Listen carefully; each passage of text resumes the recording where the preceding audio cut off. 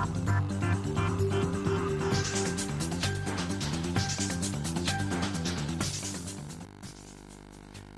Afrique du Sud 2013, le Mali décroche son ticket avec la belle manière, victoire à l'aller comme au retour contre les zèbres du Botswana. 14e sommet de la francophonie, le temps a été donné aujourd'hui à Kinshasa. 30 chefs d'État présents, première participation du président français François Hollande. La démocratie, les droits de l'homme sont les grands thèmes de cette messe francophone. Un nouvel album pour Baba Nikone, Maliba, le nom de l'album. Elle a choisi Ségou, la ville qu'il a vu grandir, pour la cérémonie de dédicace. Nous sommes samedi 13 octobre. Mesdames et messieurs, bonsoir et bienvenue à cette édition. Une fois n'est pas coutume, nous ouvrons ce journal par du sport football. Et pour cause, le Mali se qualifie pour la phase finale de la CAN Afrique du Sud 2013. En match retour des éliminatoires, les Aigles ont dominé les Zèbres à Gaborone, 4 buts à 1. Ils participeront à leur 8e Coupe d'Afrique des Nations de football. Khalifa Nama Traoré. Les Aigles du Mali auraient livré contre le Botswana à Gaborone un de leurs matchs les plus accomplis dans les éliminatoires d'une phase finale de Coupe d'Afrique des Nations de football. Avec une bonne marge de sécurité, grâce notamment à la victoire de la Ligue 3 buts à 0, l'équipe malienne joue à faire respecter son rang et surtout s'offrir une 8e participation à la Coupe d'Afrique des Nations. Comme à l'aller, Cheikh Tidiane Diabaté trace la voie du succès à la 29e minute. La seconde mi-temps est plus prolifique avec un festival offensif des Aigles. Modibo Maïga à la 56e minute marque le 2e but de la tête. Entré quelques minutes plus tôt à la place de El Hadji Mohamed Traoré, Mamadou Samassa, bien servi par Modibo Maïga, séjoue du gardien de but botswanais pour réussir le 3 buts à 0. Excepté la rencontre de la CAN le 1er février 2012 à Libreville, soldée par 2 buts à 1 pour les Aigles, le Mali a toujours marqué 3 buts dans ses confrontations face au Botswana, comme lors des éliminatoires de la CAN 1996, 3 buts à 1 à Gaborone et 3-0 à Bamako. Les Aigles font donc mieux avec un 4e but. Khalilou Traoré, d'un puissant tir, marque son premier but avec la sélection. Les Zèbres sauvent l'honneur à la 88e minute par Tebogo Sembowa, devant un public très fair-play. Malgré le score, les Zèbres ne se découragent pas, mais Mamadou Samassa, pour sa première sélection, aura connu une après-midi tranquille. Le sélectionneur Patrice Carteron a donc réussi son premier pari, la qualification à la Coupe d'Afrique des Nations en Afrique du Sud. Un rendez-vous que les responsables du football malien se doivent de bien préparer afin que les Aigles fassent mieux en Afrique du Sud que lors de cette précédente participation à la phase finale de la Coupe d'Afrique des Nations de football. Belle victoire donc pour les Aigles du Mali. Autre match retour, autre match palpitant qui se joue à l'heure où nous diffusons la Côte d'Ivoire contre le Sénégal. Et le tableau affiche 1-0 pour la Côte d'Ivoire. Ce n'est pas encore la fin du match. Et le match se joue à Dakar au Sénégal. Reconquête du nord de notre pays, le Conseil de sécurité a planché hier sur la question et a adopté à l'unanimité une résolution qui demande à la CEDEAO de peaufiner les contours de l'intervention, et le texte proposé par la France parle d'un délai de 45 jours pour démarrer l'opération Tombouctou. En tout cas, pour un grand nombre d'observateurs, un pas décisif vient d'être franchi dans le règlement de la crise qui secoue le septentrion malien. Et toujours dans le même chapitre, le Premier ministre Cheikh Modibo Diarra est en Afrique du Sud où il a été reçu aujourd'hui par le président Jacob Zuma à Pretoria, et cela dans le cadre de ses efforts de mobilisation en faveur d'une sortie de crise dans notre pays. Au cours de leur entretien de près de 90 minutes, le Premier ministre Cheikh Modibo Diarra a tenu le président sud-africain informé des derniers développements suite à l'adoption de la résolution 2071 du Conseil de sécurité des Nations Unies pour le déploiement d'une force militaire internationale dans le pays. Le Premier ministre s'est félicité de l'assistance politique, diplomatique et humanitaire de l'Afrique du Sud en faveur du peuple malien. Dans ce cadre, une importante aide humanitaire sud-africaine est en voie d'acheminement en direction de notre pays. Le Premier ministre a enfin mis l'accent sur la nécessité de renforcer les relations bilatérales entre Pretoria et Bamako. L'actualité sur le continent, c'est l'ouverture aujourd'hui même à Kinshasa du 14e sommet de la francophonie. Je vous le disais dans les titres, 30 chefs d'État sont présents avec en tête François Hollande plus que jamais pour le respect de la démocratie, des droits de l'homme en RDC. Après une semaine de polémique sur le respect des droits de l'homme en République démocratique du Congo, le président Joseph Kabila a accueilli son homologue français en provenance de Dakar. 1 heure d'entretien entre les deux hommes, mais à la sortie, la démocratie était toujours au cœur des préoccupations. La France, elle porte des valeurs, des principes. Et partout où elle a à s'exprimer, elle les rappelle. S'il y a eu des progrès encore trop timides ces derniers jours, il y a un processus. En RDC, je souhaite qu'il soit conduit jusqu'à son terme. Plus tard dans la matinée, pour souligner cette priorité, François Hollande a reçu des représentants de la société civile congolaise et des opposants au régime de Kinshasa. Nous lui avons remis un mémorandum dans lequel nous avons exprimé un certain nombre de préoccupations majeures par rapport à la situation des droits de l'homme en République démocratique du Congo. Nous avons également insisté sur le fait que notre pays est balkanisé, notre pays est agressé, et les victimes souffrent et apparemment abandonnent leur triste sort. Nous avons sollicité la solidarité de la France et par la France la solidarité de toute la francophonie. Le 14e sommet de la francophonie pouvait alors s'ouvrir dans les fastes du Palais du Peuple. Une trentaine de chefs d'État et de gouvernement ont fait le déplacement, ainsi que des dizaines de délégations venues des 75 pays qui ont le français en partage. Devant eux, le président Kabila a rappelé la guerre qui frappe l'est de son pays. Les forces négatives à la solde des intérêts extérieurs ont il y a quelques mois entrepris de déstabiliser notre pays. La francophonie se mobilise également pour que le Mali, dont le nord du pays est sous le contrôle d'AQMI, puisse retrouver rapidement son intégrité. Retour à l'actualité nationale et direction la 3e région, rigueur, discernement et professionnalisme dans la gestion et le traitement de l'information. Telle est la substance du message que le ministre de la Communication vient de livrer aux hommes et femmes de médias de la ville de Sikasso. Un séjour marqué aussi par la visite des radios privées et structures étatiques en charge de la communication en 3e région. Sikasso, nous retrouvons Sekou Konaté. En arrivant dans la capitale de la 3e région, Sikasso, ville qui renferme une dizaine de radios privées et une station régionale au RTM, le ministre en charge de la communication veut s'enquérir des conditions de travail des hommes de médias, de l'état du matériel, des difficultés auxquelles les structures sont confrontées et apporter le message du gouvernement.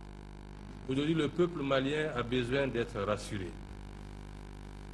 de reprendre confiance en lui-même. Et pour ce faire, il lui faut reprendre confiance en ses forces de défense et de sécurité, qui elles aussi ont besoin d'être réarmées moralement et psychologiquement. C'est ce que nous pouvons pour elles. La rencontre qui a donc regroupé l'ensemble des acteurs du secteur des médias, autorités politiques et administratives, était l'espace désigné pour faire le grand déballage. Mais au-delà des difficultés de fonctionnement, les hommes des médias de Sikasso ont donné la priorité à l'esprit de la visite. Donc je suis fier. Parce que le travail, même si ce n'est pas bien, c'est passable. Et ce que j'ai noté, c'est qu'avec satisfaction, c'est qu'à Sikasso n'ont pas enregistré de dérapage, de cas de dérapage. Et cela est dû au cas d'échange qui existe entre les radios. Quant au chapelet de problèmes, les autorités accordent une attention toute particulière et entendent œuvrer pour des solutions rapides permettant aux organes d'accomplir de façon professionnelle la mission à eux assignée, surtout en ces moments difficiles pour notre pays. Un accompagnement de qualité, certes, mais avec beaucoup de rigueur. Je ne souhaiterais pas avoir à sévir, mais je rappelle à tout un chacun que des sanctions sont prévues, allant jusqu'au retrait des fréquences. Et même si on a dépénalisé pour le moment les délits de presse, je vous préviens déjà qu'en temps de guerre, les délits de presse renvoient au pénal. Le ministre de la Communication a mis à profit son séjour Sikassoa pour visiter les radios privées de la place, la station régionale ORTM, le chantier de la MAP et le bureau qui abrite la représentation régionale de l'agence de façon provisoire. Un autre membre du gouvernement en 3e région, il s'agit du ministre de l'Action humanitaire, de la solidarité et des personnes âgées, Dr Mamadou Sidibé, se trouve à Koutchala où il a remis aux déplacés du Nord des vivres, des kits de médicaments, des moustiquaires imprégnés. Coût total de plus de 30 millions de francs CFA. Nous retrouvons nos envoyés spéciaux Daouda Sidiki Djara et Aruna Djara.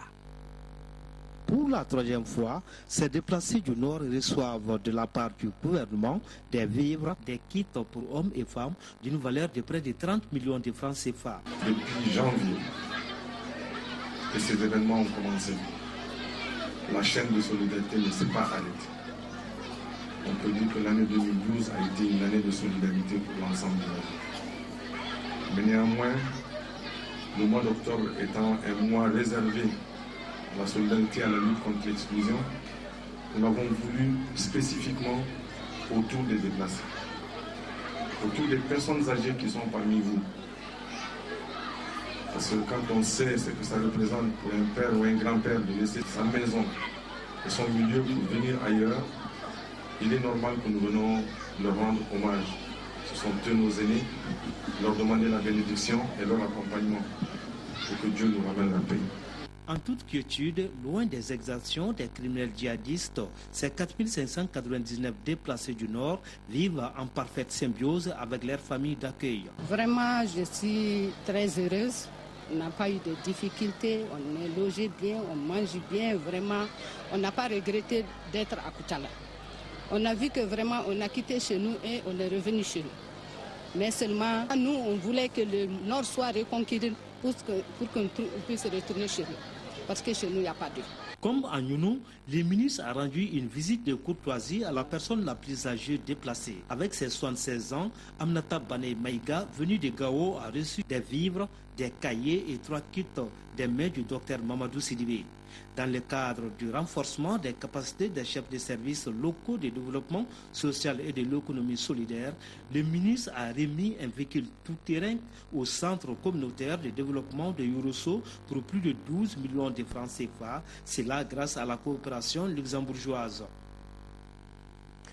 Le ministre des Transports et des Infrastructures routières, lui, est en visite de terrain sur la route Bamako-Ségou. Au cours de cette visite, le ministre a rencontré les différentes entreprises. Objectif, s'enquérir du respect des délais d'exécution, des problèmes et difficultés rencontrés et du coup, trouver des solutions. En marge de la visite, le ministre, le lieutenant-colonel Abdoulaye Koumaré, a saisi l'occasion pour sensibiliser sur la préoccupation du moment, c'est-à-dire la nécessité du port de casque. Alpha Meiga. Le projet de l'autoroute Bamako-Ségou, visité par le ministre Koumaré, a pour objectif d'assurer une meilleure fluidité du transport routier et réduire les risques d'accidents de la circulation. Le projet traverse une douzaine de localités des régions de Koulikoro et Ségou. Autre sentier visité, le tronçon Fana-Gouila, où les travaux se poursuivent. Là, le ministre a insisté sur la question d'assainissement de l'ouvrage, surtout en période de décrue. Quant à l'axe Banankoro-Dioro, les travaux avaient été interrompus à cause des fortes pluies qui se sont abattues sur la localité. Aujourd'hui, les populations sont heureuses du fait de la reprise des travaux. Au terme de la visite, c'est un ministre satisfait. Les travaux ont repris et continuent normalement. Par rapport au tronçon Bamako-Ségou, c'est le tronçon qui nous a été offert à travers la coopération avec la Chine et la BOAD.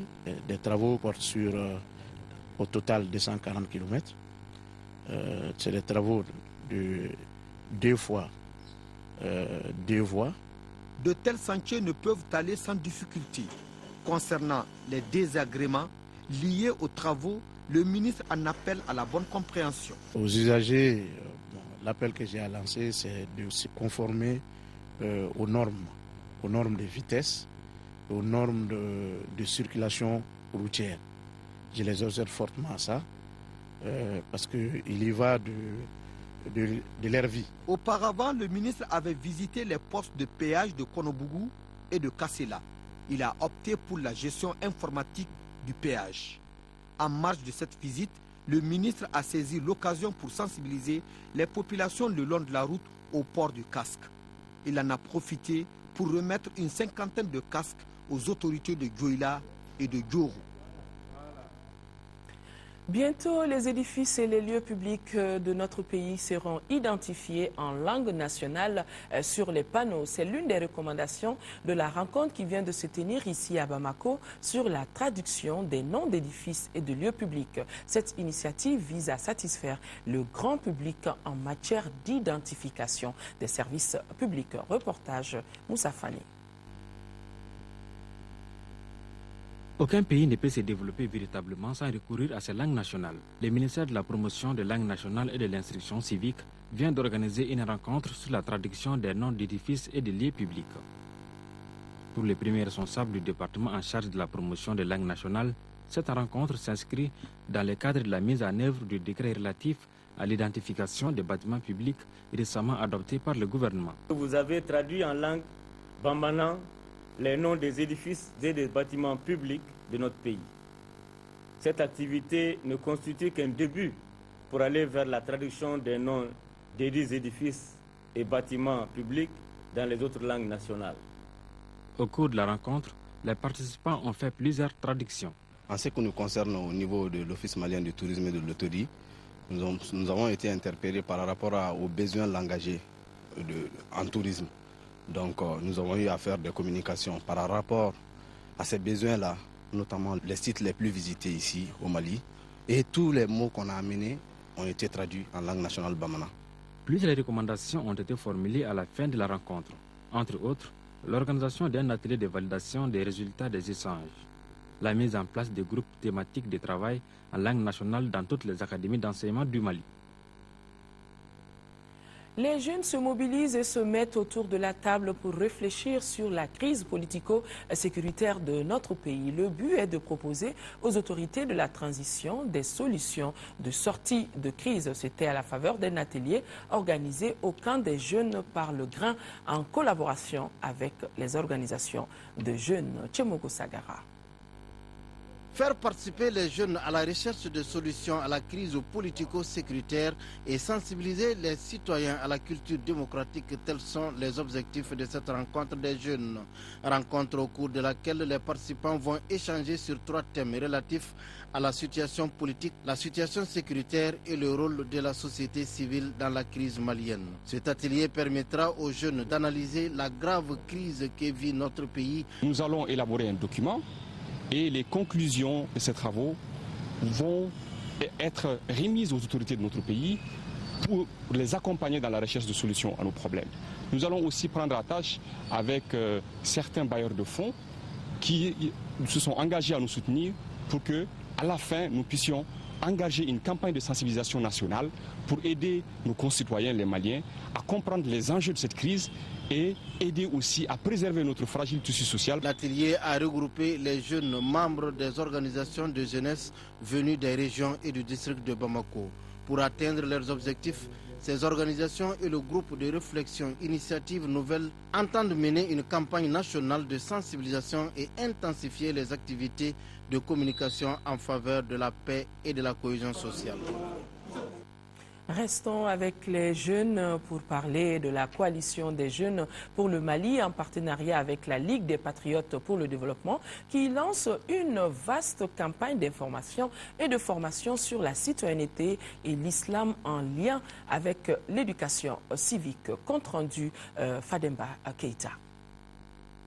Les membres de la coalition des jeunes pour le Mali prévoient l'organisation de 12 conférences sur l'importance de la citoyenneté en islam. Ils vont également procéder à la distribution de 14 000 livres d'éducation civique et morale à environ 50 médersa. L'objectif, c'est de vraiment échanger avec les jeunes, les former à la citoyenneté. Ensuite, échanger aussi avec les médersa sur l'éducation civique et morale. La campagne devra permettre aux jeunes de connaître leur rôle, leurs droits et devoirs en tant que membres de la communauté. Qui parle de jeunesse parle en fait de formation et d'encadrement. Un jeune bien formé, l'avenir de demain qui est garanti. Bien encadré, l'avenir du pays est préservé. Au Mali, les écoles madrasa ne disposent presque pas de manuels adéquats traitant des sujets relatifs à la citoyenneté. Dans un pays en voie de démocratie comme le Mali, la citoyenneté est une valeur indispensable qui permet une pleine et saine participation au développement et au progrès social. La connaissance civique permet d'exercer un contrôle sur les décideurs et sur la vie du pays en général. La réussite de cette campagne nécessite une synergie d'action entre les différentes parties prenantes. Selon les initiateurs, pour un bon fonctionnement de la démocratie, il faut des citoyens bien formés et informés. S'enquérir de l'état des sites et monuments touristiques de la ville de Sikasso et échanger sur le festival, le célèbre festival Triangle du Balafon, tels sont entre autres objectifs de la descente sur le terrain du ministre de la Culture Boubacar Hamadoun Kébé dans la ville de Sikasso où nous retrouvons Daouda Adjakité. Le ministre de la Culture veut échanger avec les autorités administratives, politiques et l'ensemble des acteurs de la culture autour de certaines préoccupations qui sont la protection des sites et monuments, la gestion du patrimoine culturel matériel et immatériel de la 3e région. Nous voulons quand même passer ici pour échanger avec tout le monde, parler avec tout le monde et ensemble, malgré les difficultés, voir les solutions que nous pouvons apporter à cette région pour pérenniser les différentes activités et aussi sauvegarder les sites patrimoniaux qui existent là. De la visite des sites et monuments, de la salle Lamissa Bengali et autres structures relevantes de son département, le ministre Kébé a pu s'imprégner des difficultés que connaissent ses acquis culturels du Kénédougou. Le festival Triangle de Balafon, festival de l'intégration cher aux autorités de notre pays, n'a pas été occulté au cours de cette visite. Le Balafon en tant que tel, pour cela a été classé patrimoine mondial immatériel par l'UNESCO. Et nous sommes en train d'étudier le classement pour régularisation de cet instrument ô combien important pour le Mali et la sous-région dans le patrimoine national. Le ministre Kébé a profité de son séjour pour doter la direction régionale de la culture de matériel informatique avant de rendre une visite de courtoisie aux notabilités de Sikasso qui ont fait des bénédictions pour le Mali. En 5e région, c'est bien parti depuis jeudi soir pour la 17e Convention nationale de la Jeune Chambre internationale du Mali. La Convention nationale est la plus grande manifestation de la GCI Mali qui regroupe toutes les organisations locales membres de CAI à Kidal autour de plusieurs activités de jeunes. Mopti, la correspondance de Jules Sambou, Sissoko. L'hymne national du Mali, entonné à Mopti par des autorités administratives et politiques et des djesi venus des 8 régions du Mali et du district de Bamako, la symbolique est forte en ces temps difficiles que connaît notre patrie. La jeunesse malienne, à travers la Jeune Chambre internationale, est bien formée. Et je souhaite que la Jeune Chambre internationale soit le socle de la jeunesse du Mali. Ce grand rassemblement est consacré à 3 activités majeures. Le bilan de nos activités, les amendements au texte de l'organisation et enfin l'élection des dirigeants du bureau de l'année 2013. Par rapport à la crise sans précédent dans notre pays, les djesi ont choisi de positionner leur organisation sur des actions de résolution et d'atténuation. Pour les autorités, le choix porté sur Mopti prouve l'attachement ferme de la GCI Mali à l'unité et à la cohésion sociale. Le choix de Mopti n'est pas fortuit. En effet, la région constitue présentement une charnière entre les zones occupées du nord et le reste du pays. En bravant les rumeurs les plus folles sur la situation sécuritaire du Mali, votre organisation donne la preuve qu'elle demeure attachée aux valeurs fondatrices de notre société que sont la solidarité, la paix, la confiance en soi, l'espérance l'entraide et le respect mutuel. Les travaux de la présente convention s'étaleront sur 4 jours. Bientôt, une cité des miniers verra le jour à Sébenikoro, en commune 4 du district de Bamako. La pose de la première pierre a été faite hier vendredi par le secrétaire général du ministère des Mines. Le projet financé par Ecobank s'élève à 4 milliards de francs CFA. Amadou Ouattara, compte rendu. Ces 388 maisons qui sortiront des terres dans 9 mois, un projet initié par Ecobank en partenariat avec la coopérative d'habitat des mines du Mali et l'entreprise de construction Moussa Keita Seka. Nous remercions Ecobank Mali pour son courage de croire à un tel programme et qui a osé nous accompagner pour la réalisation de tel programme. Financées à hauteur de 4 milliards de francs CFA par Ecobank, ces maisons sont de type F3, F4 et F5 remboursables en 10 ans et sont destinées aux travailleurs des mines. Le département est particulièrement heureux de voir que la coopérative de l'habitat puisse aujourd'hui trouver un cadre où ces adhérents pourraient effectivement trouver le bien-être, un toit et s'épanouir pour se mettre beaucoup plus au travail.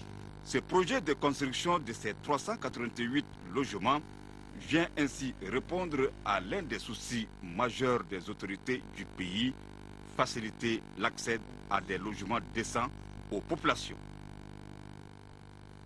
Le centre football Europe de Baguineda a servi de cadre d'une remise des ordinateurs à 16 établissements et 4 centres d'accueil des enfants et des jeunes. Cette remise est le fruit d'une collaboration entre l'Association malienne pour la promotion de la jeune fille et de la femme et la Fondation Abadissi Sefroy des États-Unis. Le point avec Abdul Karim Kaba. L'informatique est un outil incontournable de communication et de développement.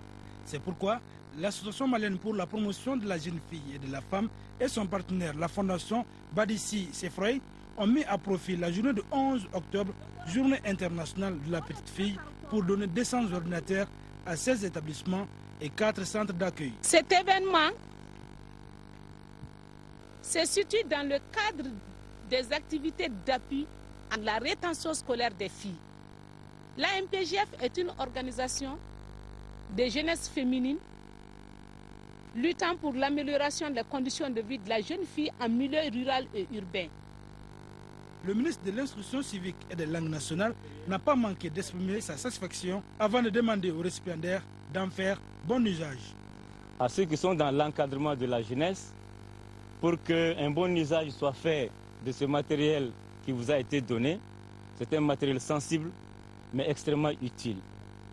Je voudrais dire que cette action s'inscrit dans le programme de notre gouvernement de transition, c'est-à-dire la prise en charge de notre jeunesse, qui est notre principale richesse. Nous n'avons pas besoin de pétrole. La première richesse pour un pays, c'est ses ressources humaines en qualité. Les heureux bénéficiaires sont venus de plusieurs localités, entre autres Kati, Koutiala et du district de Bamako.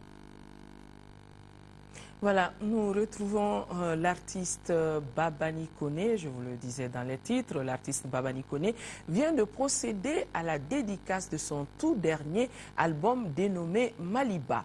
Cette dédicace s'est déroulée dans la salle de Tchentighiba Danté.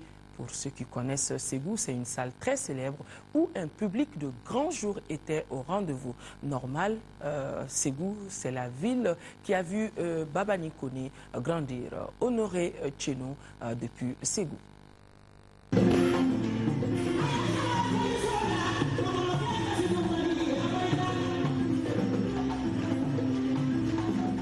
Un seul objectif animait la star de la musique malienne, Adja Fatoumata Babani Sirankone, celui de présenter son nouvel album signé Maliba au public ségouvien. Le Maliba, c'est ma chère patrie que j'aime bien, que vous aimez bien aussi.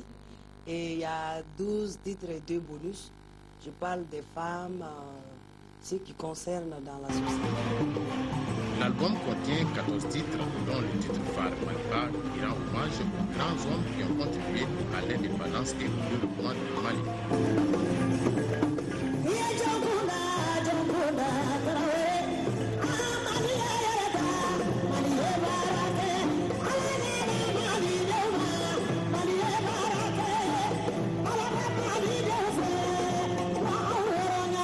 Placé sous le signe de la paix et de l'intégrité territoriale, la dédicace de ce 7e album de l'artiste a été un moment de joie et d'allégresse pour ce public de ségovien sorti très nombreux pour ce rendez-vous dans la salle Tchentiliba d'entrée de Ségovie. On ne cessera de le répéter, le Mali restera riche et de ses hommes et de sa culture. Je le disais, le Mali s'est qualifié pour la CAN Afrique du Sud face au Botswana et je ne m'étais pas trompé en qualifiant l'autre match, le match Sénégal-Côte d'Ivoire, le match palpitant. Voilà, au moment où même nous diffusons beaucoup d'incidents au stade Léopold Sédar Senghor de Dakar. La Côte d'Ivoire mène sur un score de 2-0, ce score qui a créé ces incidents. Et nous espérons que ça va s'arranger. Voilà qui met fin à ce journal de mes 13h à Mara Maloué Diallo et 20h. Je serai heureuse encore d'être sur ce même plateau. D'ici là, nos pensées vont à nos compatriotes des régions du nord du Mali vivant sous occupation. On ne les oublie pas. Excellente et bon week-end à tous.